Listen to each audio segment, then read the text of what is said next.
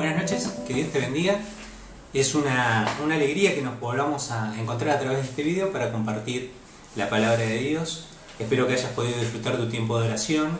Esta era la propuesta, que nos podamos reunir a orar en casa, cada uno, cada grupo familiar, cada persona, orando, presentando nuestras peticiones delante de Dios. Y bueno, y ahora poder compartir un poquito la palabra de Dios y sacar algunas enseñanzas que nos van a venir bien a cada uno de nosotros. Espero. Ha sido de mucho provecho para mí pensar y analizar lo que quiero compartir en esta noche, y espero que lo puedas aprovechar vos también, usted también, al compartir este video.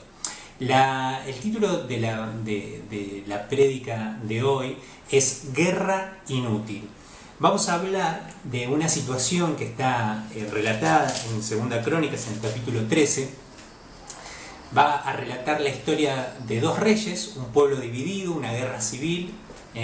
Vamos a ver al pueblo de Israel dividido en dos reinos, el reino de Judá y el reino de Israel, y dos reyes, cada uno en su gobierno, y que van a entrar en conflicto y van a terminar en una batalla.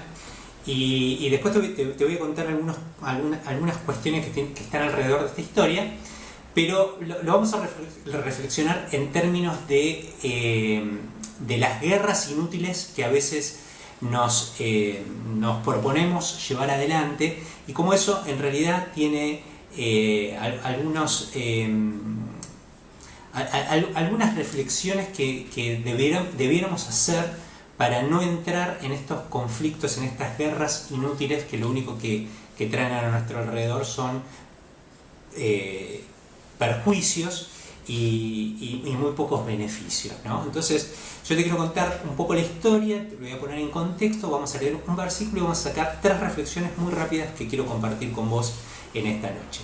La historia es así: hay dos reyes, Abdías, que es el rey de Judá, y un señor que se llama Jeroboam, que es el rey de Israel.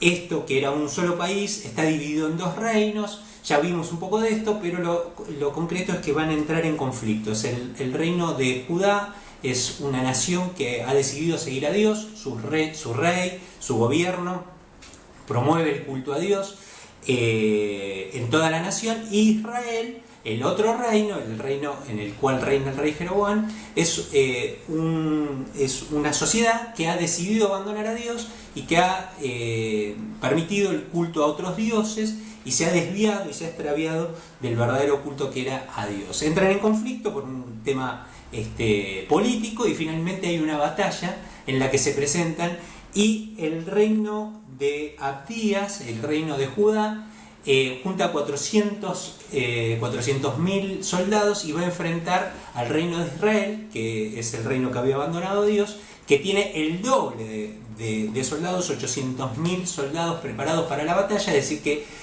el reino que había decidido seguir a Dios estaba en inferioridad de condiciones. Entran a la batalla y vamos a ver el libro de 2 Crónicas relata que Abdías, antes de iniciar la batalla, hace una suerte de prédica y llama a la reflexión a sus hermanos, porque esto, acordate que te estoy hablando de una guerra civil, era una misma nación, era una guerra entre hermanos en realidad, y los llama a la reflexión y le dice: no peleemos, ustedes abandonaron a Dios, tienen que volver a Dios. Y mientras él está haciendo todo ese llamado de atención, él se da cuenta de que el otro ejército los está rodeando y los empieza a atacar. Entonces, en ese momento hay una situación épica, como está relatado acá. Hay un grito de guerra, ¿no?, que da este rey Abdías, y se encomienda en las manos de Dios, y Dios le da la victoria, aunque él estaba en inferioridad de condiciones en cantidad de soldados, en poder bélico, ¿no? Y vamos a reflexionar. Yo quiero leer esto. Finalmente, después de la batalla, el reino de Israel huye, mueren una cantidad muy importante de personas en esta guerra inútil, a mí me gusta llamarlo así, y finalmente no solamente Dios le da la victoria a Abdías, sino que Jeroboam termina muy mal, hasta que finalmente también él muere.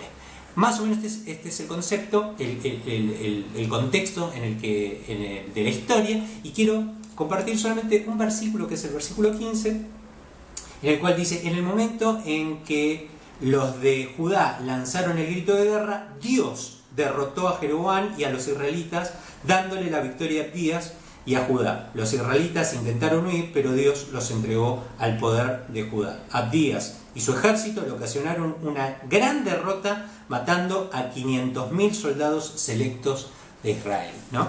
Así que hasta acá la palabra de Dios, y yo quiero sacar solamente 3 reflexiones que quizás hasta sean reflexiones obvias, pensamientos muy obvios que se desprenden de esta historia, pero que me parece que vale la pena tenerlo en cuenta al momento de enfrentarnos a algunas batallas o algunas guerras que la mayoría de las veces son inútiles. La primera es que es siempre una mala idea, es una idea absurda pelear contra Dios. Eso me parece que es una de las conclusiones obvias más importantes de todo esto. Muchas veces nosotros, por ser cabeza dura, nos encontramos batallando con Dios y es algo absolutamente absurdo. No hay manera de triunfar estando enfrentado a Dios. No se puede triunfar en ningún ámbito cuando uno está enfrentado a Dios. Así que me parece que la primera conclusión obvia, pero muy potente, que nos da la palabra de Dios es que es una muy mala idea encontrarnos o descubrirnos a nosotros mismos batallando contra Dios, peleando contra Dios, queriendo hacer lo contrario a lo que Dios dice. No es una buena idea. La segunda conclusión es que tener a Dios es mejor que tener muchos recursos, ¿no? El ejército que había decidido confiar en Dios era la mitad de soldados que el otro ejército, digamos. Es decir, que el ejército que los venía a atacar los superaba 2-1 en poder bélico.